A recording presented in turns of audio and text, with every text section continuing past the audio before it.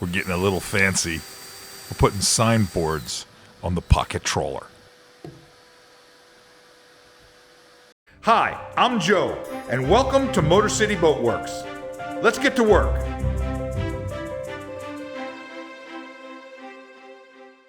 Welcome back to the shop. Right now, I'm getting back into doing projects on the Albin 27 pocket trawler. That's the big boat that I have here in the shop. This past summer, I finished restoring the Skipper 20 sailboat, and now in the winter months, it's time to get back on the boat that's inside Boat Werks, where it's warm. This episode is going to be all about installing some signboards on my Great Loop boat. Back in the shop today I'm going to be working on installing the signboards on the side of the pilot house. They look like this. I think they came out pretty well.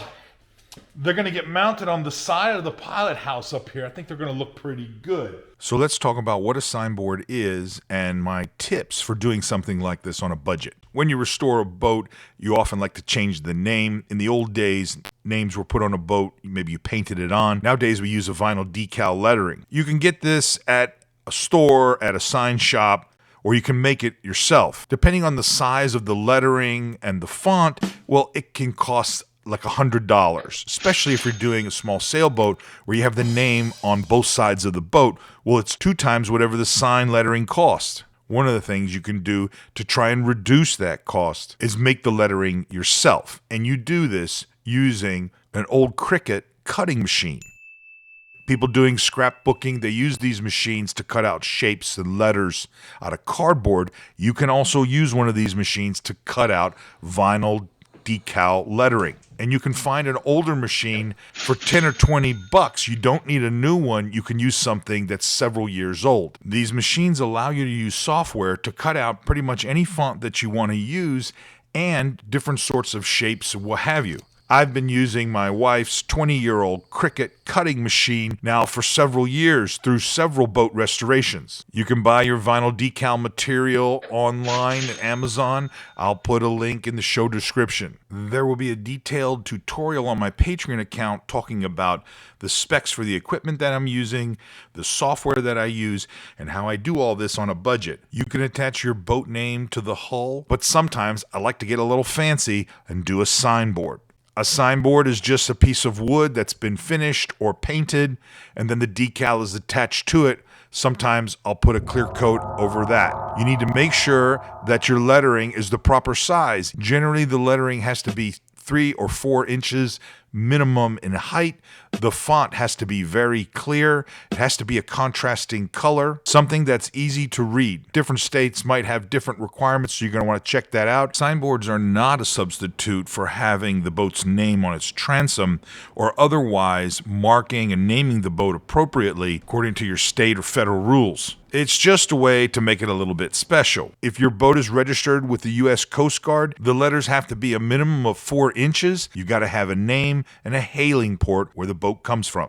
Do you want to try some of these projects? Well, I make my notes and my parts list, all of the details from my Da Vinci notebook available to the workers. Workers also get access to my ebooks. The book I wrote about restoring a classic 30-foot sailboat, you get that free. My guide to building a pilot house on a small sailboat, you also get that free. Every worker gets a free shop sticker. You get behind-the-scenes footage, and you get updates from me as I'm working through the projects in the Boat Werks. But wait, there's more. Depending on what tier you are as a Patreon supporter, well, you get a discount on my consulting, on my personal coaching for your boat restoration project. Check it out. All you have to do is go over to my Patreon account, sign up as a worker.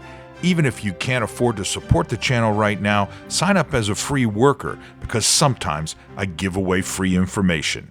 I need to also mount 2 stainless steel handrails inside the pilot house right by the helm station. One goes on the port side, one goes on the starboard side.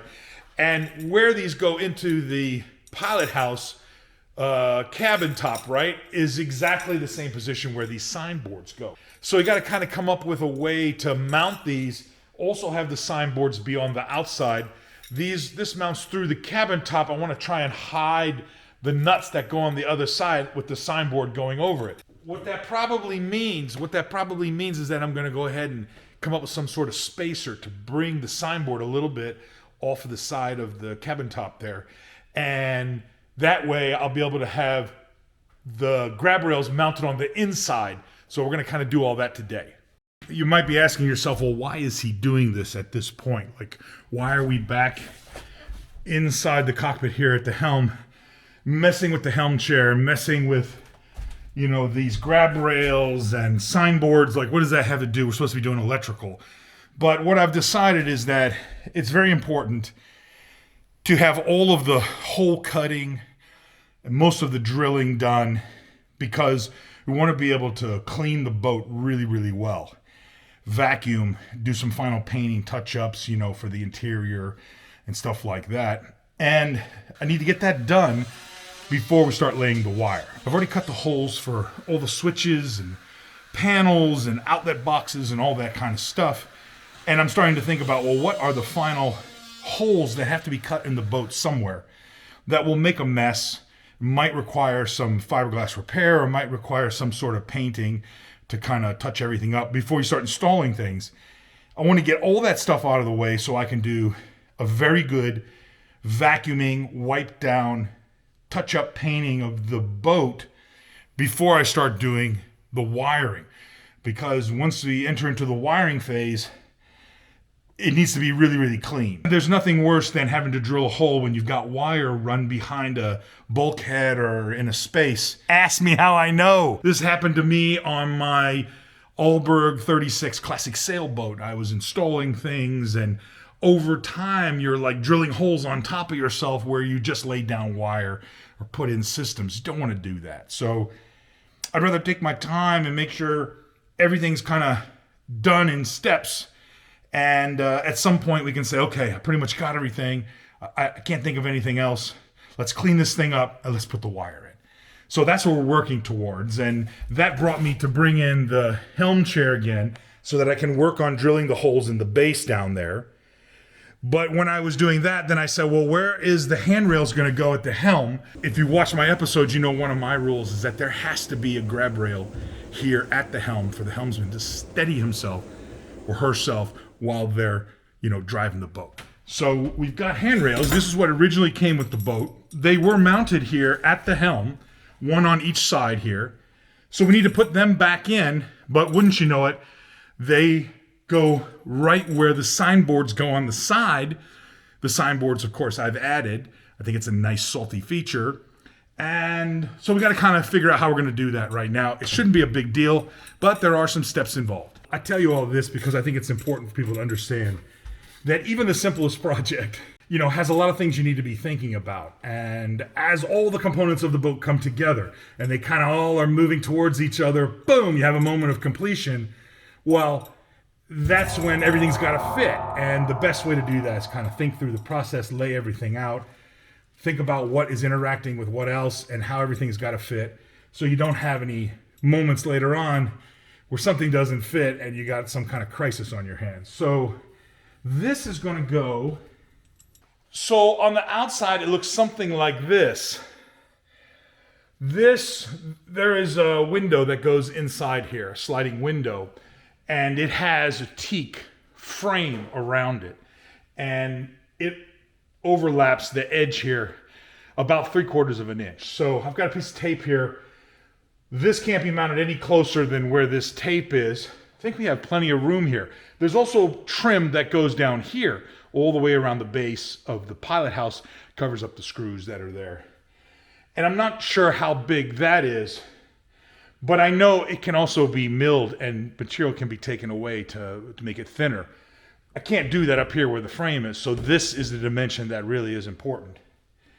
And you can see here, we want to try and get it centered, almost centered, between the frame here. I'm balancing on the ladder. Let's see, something like that.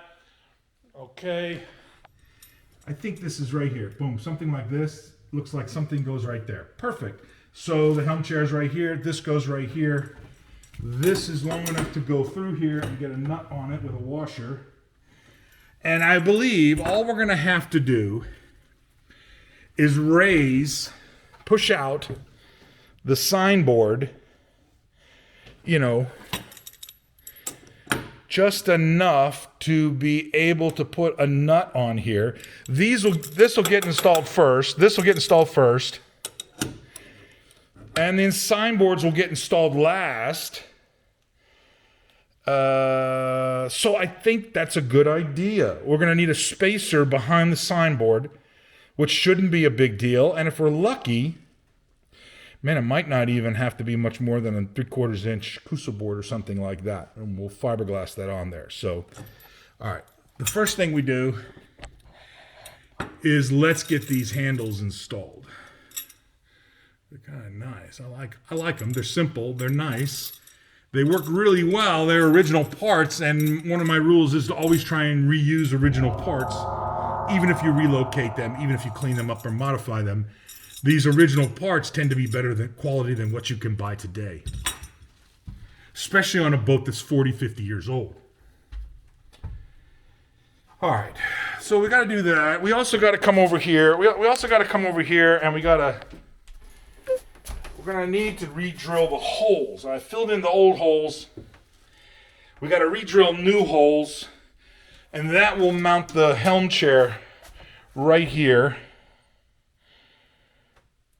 All right, and drilling holes and stuff, you know, that makes a mess. So we need to do all that first before we start putting wire in. So let's get this done.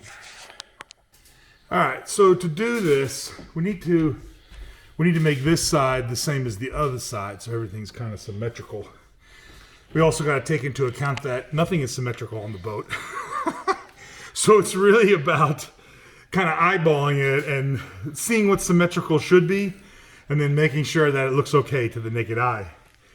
Because there have been many times that I've done things symmetrical on this boat only to find out that one side is not the other side is not the same, and things are a little bit crooked. So we kind of have to set things up based on, you know, what looks good to the eye, as close to symmetrical as possible. It's symmetrical-ish, sort of like it. All right, here we go. So what we know from the other side is that the signboard will start 3 inches from the edge here, which we got it marked. And then the first anchor point for the grab rail is at 10.5 inches. Now, if I was restoring a 45-foot derelict catamaran and I was some sort of a techno-Scandi Danish guy, I would show you me getting up and down the ladder, maybe moving the ladder around, maybe picking up a pencil, maybe coming back to the ladder, maybe climbing back up the ladder, and then using the pencil to mark the spots and all this kind of stuff. But instead, I'm just going to show you drilling the hole, and we'll get right to the point here. It's going to be half inch to 5/8 of an inch over a little bit. So now this could be because the companionway's there and they put this here. So I think you won't notice 1/4 of an inch. So we're going to use the old holes. I think that is smart. And then everything should be the same. Let me get some tape.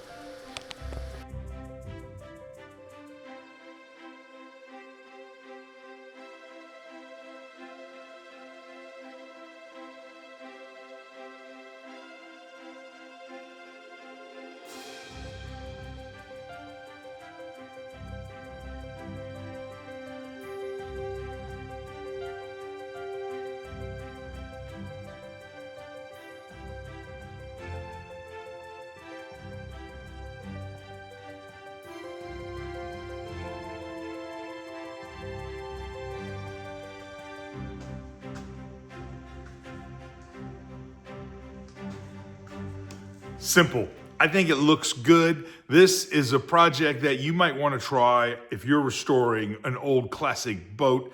It adds a little bit something special to your project, something to think about. In a future episode, I'll be back, this time talking about the swim platform for my pocket trawler. It's time to start working on the stern thruster I've got to have the swim platform in position so I can get an idea of where I'm going to do the cutout for the thruster unit, something you're going to want to check out. We're making progress little bit, little bit, little bit. I'll see you next time. Stay motivated. Be sure to get caught up on all the episodes for my pocket trawler restoration. This boat is going to go around the Great Loop, and I'm putting it back together, well, one piece at a time. It's going to be something better than it ever was.